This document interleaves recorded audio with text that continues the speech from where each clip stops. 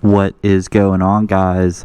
So I kind of felt like I had to say something before we get into this video. Now, if you clicked on this video because you're interested in the topic, which I'm sure, just go ahead and fast forward a couple, 30, 40 seconds ahead. Don't miss out on a video that could potentially help you with this idea or concept, just because of, this or whatever. But what I wanted to say, especially to my subs, is I like the whole transparency thing. I don't want anybody to think that I do things for views or put myself in any dangerous predicament for views. Now, I do work on my thumbnails. I do study the YouTube analytics and algorithm, and I adjust my titles and, hashtags and all that to gear it towards that. But I'm specifically talking about putting myself in any kind of weird or stupid situation for views. I don't do that. So in this video, we are going to visit the continental United States' steepest street. And if I'm being honest, I wanted to do this before I even got my bike. And by do this, I mean just do this, not the video. Because I kind of have that go big or go home mentality, and it's not the ego side of it. It's more or less, if I can do something on the most extreme side of the spectrum, then I can do it in any situation. So my goal was to initially do this on the steepest street in Pittsburgh, and then I found out that it could be the steepest street in the United States, continental. I think the steepest street is in Hawaii, so that's why it's continental. And even then, there are some other stipulations, the actual mathematics of what is a slope and all that stuff. But I just wanted to say that because I don't want people to think that I put myself in this situation just to do this just for views or for an interesting content idea. That's not what happened. I will never put myself in a stupid situation for views or anything like that. I'll do it for free. There's even signs telling you not to go down this thing. Oh shit. What's going on, guys? It is a beautiful morning. It's supposed to clear up, but today we are going to be doing some special stuff. Super excited because I got the phone mount. I can now explore a little bit more. Hey, that rhymes. Explore a little bit more. But today we are going to be talking about clutch work and how to start and stop on hills. So I guess what I want to say first is we're going to do some practice stuff here, and then we're gonna get going, and then we will be. I think it said it was America's tallest or steepest hill. That would be really crazy if it was America's steepest hill, but I do think it's kind of like Pennsylvania's steepest hill. I'm not entirely sure. I'll do a little bit more research, but let's get into this video. So the first thing that I kind of want to say is I kind of want you guys to know how the clutch system works in general. It'll make you a more profound rider. Why be a pro when you can be an expert? So I'm not going to really get into how the clutch works, but pretty much you have a clutch plate on springs. When you pull in the clutch, it pushes inward on the clutch housing and clutch plate, and allows those discs and friction plates to be kind of like in free play, and then it whenever you release it, the springs push it back, and it like I said, I don't want to get into that because that'll make the video very long. But what I want to do is I want to show you guys a couple things real quick while we're kind of just chilling around. And I want to say something real quick. Nothing against Yami Noob, okay, but he made a video one time that kind of pissed me off because it was something like 5 ways to show that you're a new rider, or something about the telltale signs that you're a new rider, and one of them was having both feet planted on the ground. And I don't think that there's anything necessarily wrong with that, especially as if you're a beginner rider. And if, because I actually did this when I watched it, I'm like, okay, well, I practice without, putting both my feet down and one foot down, and it's okay in certain situations, but hills is one of the situations where you might not want to do that. So what I'm saying is, even though he puts out great content, I don't have a general problem with them. You don't always have to listen to everything anybody says. Even me, you can tell me to piss off. It doesn't matter to me. You know what I mean? But what I want to do is I'm going to start on these small hills here, because there's 3 levels. Level 1, 2, and 3. 1 will be the easiest, 2 middle, and 3 is the hardest. And this is just kind of how I progressed into learning how to do hills and all that stuff. So we're going to get on top of this hill, and I'll show you what I'm talking about. So the first one, and why I bring up the whole Yami noob planting the feet on the ground, is because sometimes it's okay just to have your feet planted, especially whenever you're trying to figure something out. So let's take this hill here. We're on a hill, right? If I'm in neutral, I'm drifting back, right? I'm drifting back. So what I like to do whenever I first started, this is level 1, I would have my feet planted and I would hold on the front brake, simultaneously giving it some throttle. Okay, so we're releasing the clutch a little bit, getting in that sweet friction zone. Once you feel that bike, the butt end of it's going to start to kick up, right? It's starting to deliver power, so the rear wheel is going to kick up, nose is going to go down. Let's give it a little bit of power, release the brake, and then you're going.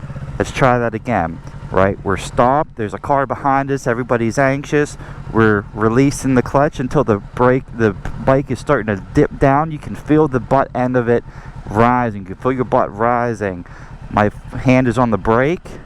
I'm giving it a little bit of gas, releasing, and we're going. Okay, so that's level 1.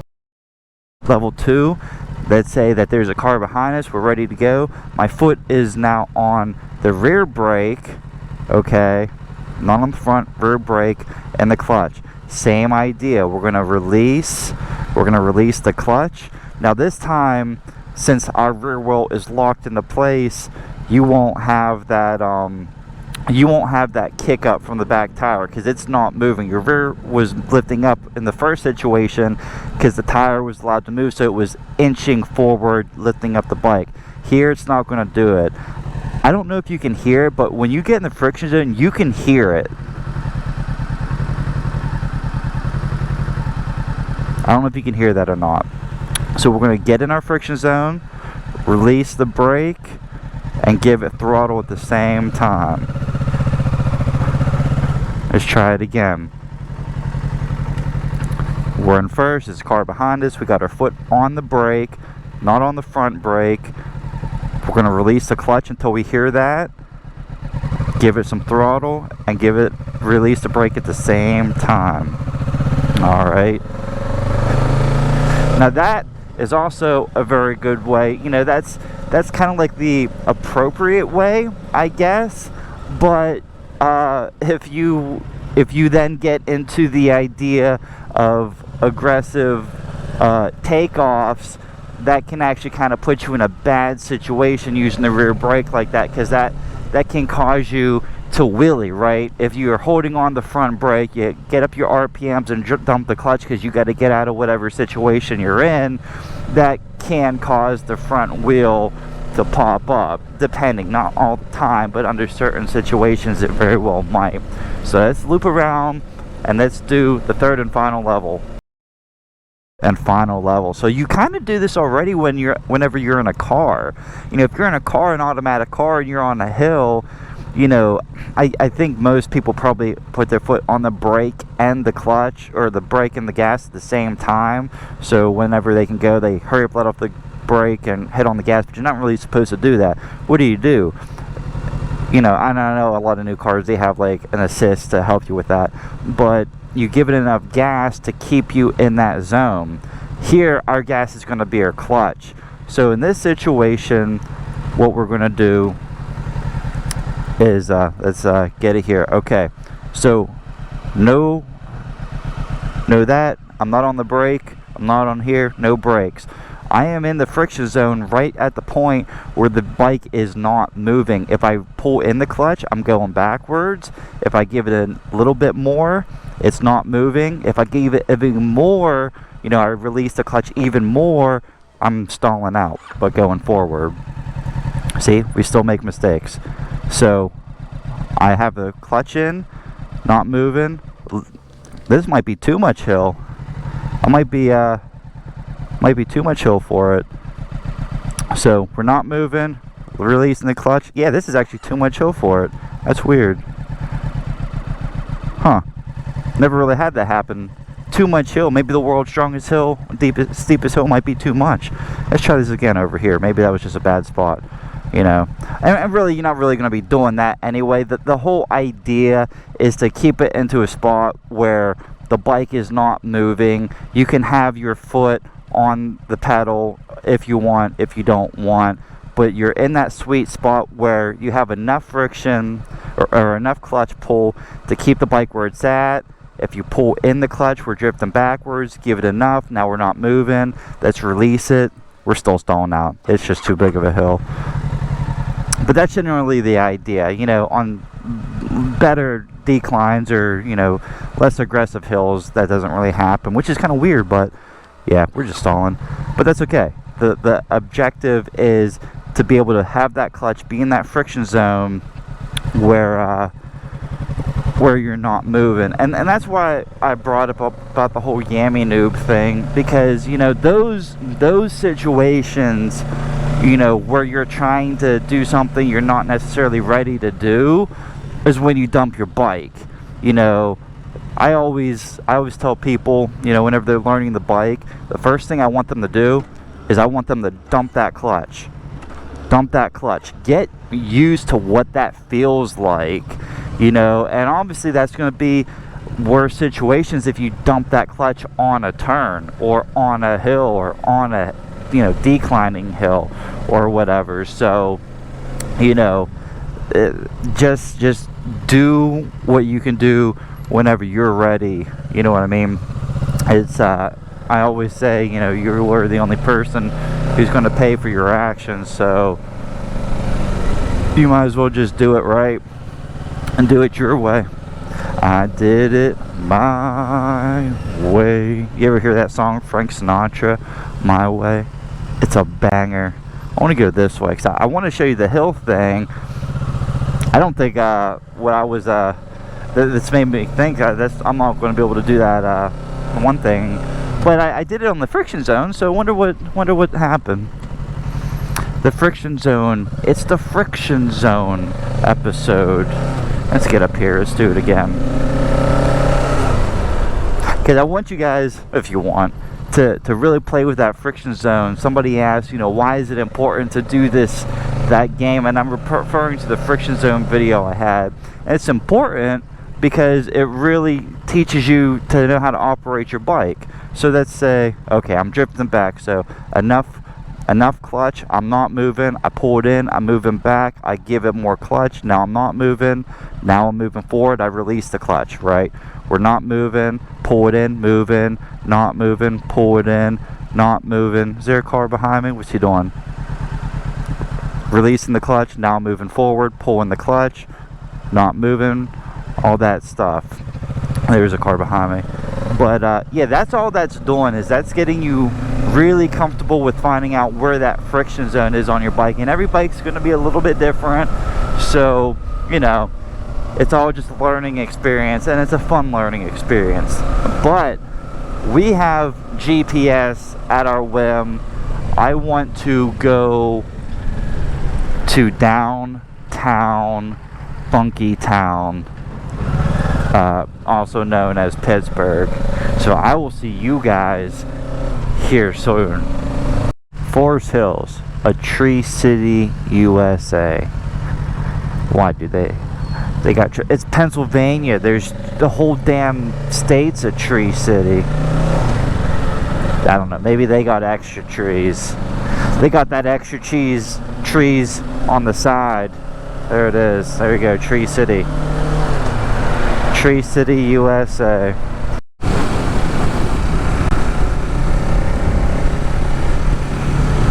Getting close.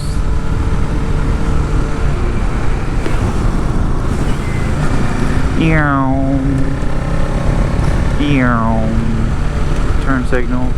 The Science Center. I love the Science Center.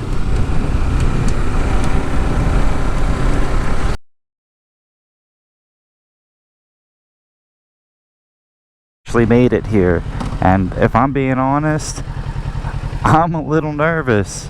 I don't know if we're going to be able to like do what we want to do, but we're going to see what happens. So again, the whole idea of this is just to be able to really understand your bike and understand your friction zone. And you know, the steps that I showed before, level 1, 2, and 3, they can be done anywhere, I think. Oh boy. What are we doing? It's like a 30-something degree incline. Oh shit.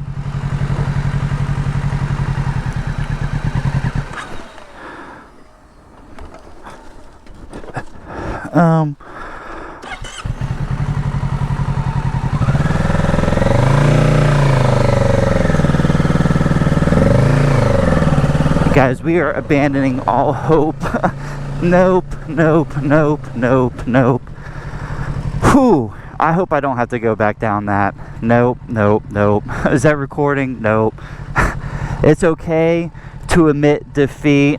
It is okay to admit defeat. I am so happy I didn't drop my bike. Let's get the fuck out of here. Oh my goodness. Nope. Oh man. Well, hey guys, I'm sorry. So, you know, thanks for watching. I hope that, you know, we all learned something today. I'm full of shit. So, I mean, obviously, yeah, I'm not doing that, because what was going on was, it was too steep in the sense that, my tires were just sliding. Like, even when I hit my brake, well, you can see in the video, I was sliding. That is absolutely ridiculous. Plus, it was like all cobble and gravel and all kinds of crazy stuff. So, I'm sorry. I genuinely am. I do apologize. That's the steepest hill in the continental U.S., though. I'll put a little bit more information about it, I guess. You imagine going down that mother freaker in the winter time? And this whole cobblestone stuff, like, it's so disorganized and it's not very good traction. Man, I am so happy that I was able to get out of that situation the way that I did, because in that short amount of time, I had 55 thoughts going in my head about dropping my bike. How am I going to get it down? What are we doing? This is so stupid. I don't know. Whatever. Maybe I'll turn around. We'll look at it one more time from down below or whatever. But yeah, we're not doing that. There's even signs telling you not to go down this thing. Man, sometimes I'm not intelligent. Or you can pause it to get the info. Nope. Absolutely not. There's something wrong with me. Absolutely not. Oh well. But hey guys, you know what? In all honesty, I do kind of want to go back and we'll talk about it. So, you know, go ahead and rewatch the first part again. Because like the importance of it is to really understand your friction zone, like I said. And you know, getting to level 3 is really nice, because what does it allow you to do? It allows you to keep flashing your brakes, right? Because if you're engaged enough for the bikes to kind of keep where it's going, or stay in position rather, then then you can flash your brakes. Now, what's cool, I'm out of breath. I ran out of breath at the top of the world's steepest hill. Continental, not world's steepest hill, just United States apparently. But yeah, and what's really cool about, you know, biking and stuff like that is it always changes. Like, you know, maybe one time it would be better to put both feet down or 1 foot down, or use, you know, the other method. It's all interchangeable, so that's what's really cool about it. And again, I want to go back to what I said about Yami Noob. I don't have anything against him, I really don't. I understand though what he does, and you know, whenever you get that big, you're kind of cranking out content, and you know, I'm not saying that he's losing the quality of his content, but I don't know, it just gets to that weird situation, and I just don't want people to think that, you know, watching Yami Noob and all that stuff, or even watching me for that matter, that you have to, you know, do exactly what they say, or you're not a good rider if you put both feet down or anything like that. No, you learn at your comfort level. You know, stalling is like one of the great ways to drop your bike, and on a hill with 1 foot down at a turn is a really nice way to drop your bike. So, you know, just food for thought. You know, you do what you want, but that's my personal opinion. I think you should learn at your own comfort level. Like, see here, what are we doing?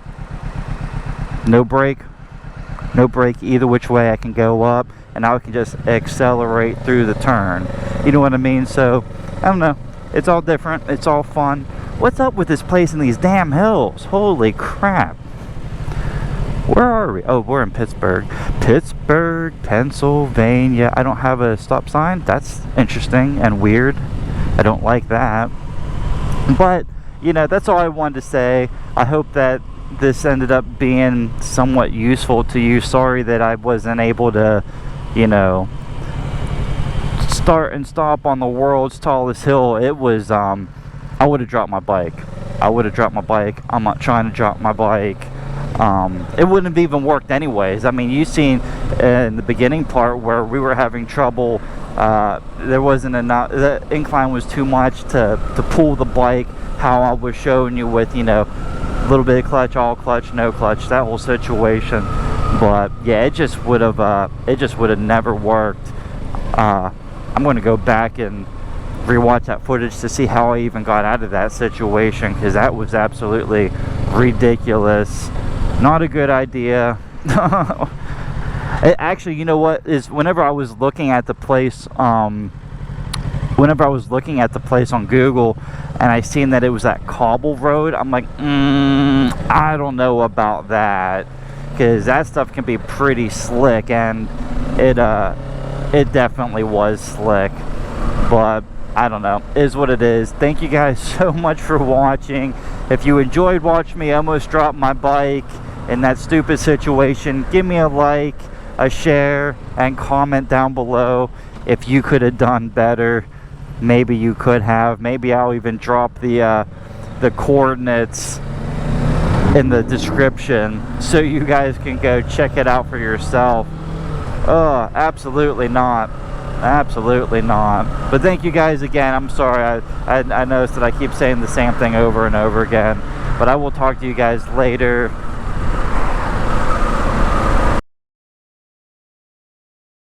I'm so excited. The first time seeing this on a motorcycle. This is one of my favorite buildings here. This thing's immaculate. Pittsburgh, Pennsylvania.